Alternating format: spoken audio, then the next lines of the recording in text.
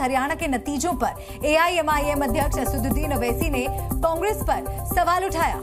कहा कि Congress anti incumbency का फायदा नहीं उठा पाई। 10 साल से बीजेपी वहां सत्ता में थी, लेकिन कांग्रेस के अंदरूनी कलह की वजह से पार्टी वहां हारी। बार बार ईवीएम पर सवाल उठाने पर कुछ नहीं होगा। ओवैसी ने जम्मू कश्मीर के नतीजों पर भी सवाल उठाते हुए कांग्रेस को घेरा। कहा, जम्मू में कांग्रेस को सिर्फ एक सीट मिली है। जम्मू कश्मीर का सीएम एक चपरासी की भी नियुक्ति नहीं कर सकता है।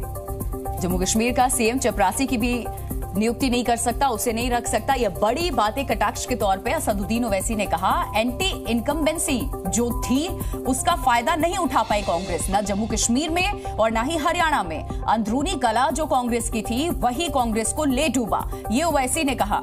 याद होगा राहुल गांधी हरियाणा चुनाव प्रचार में कैसे जिस तरीके से शैलजा हो कुमारी या फिर इसके अलावा हुड्डा हो, उनके साथ तालमेल बैठाने की कोशिश करते नजर आए थे।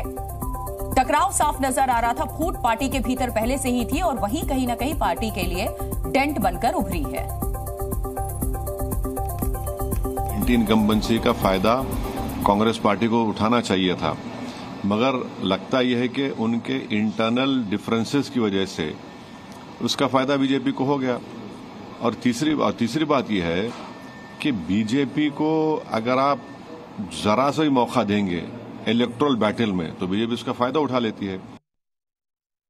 अगर उमर अब्दुल्ला कैबिनेट के मिनिस्टर को दिल्ली जाने का है, दिल्ली जाने का भी है तो उसको एलजी से परमिशन लेके जाना पड़ेगा। एक प्यून को अपॉइंट नहीं कर सकता सीएम वहां का।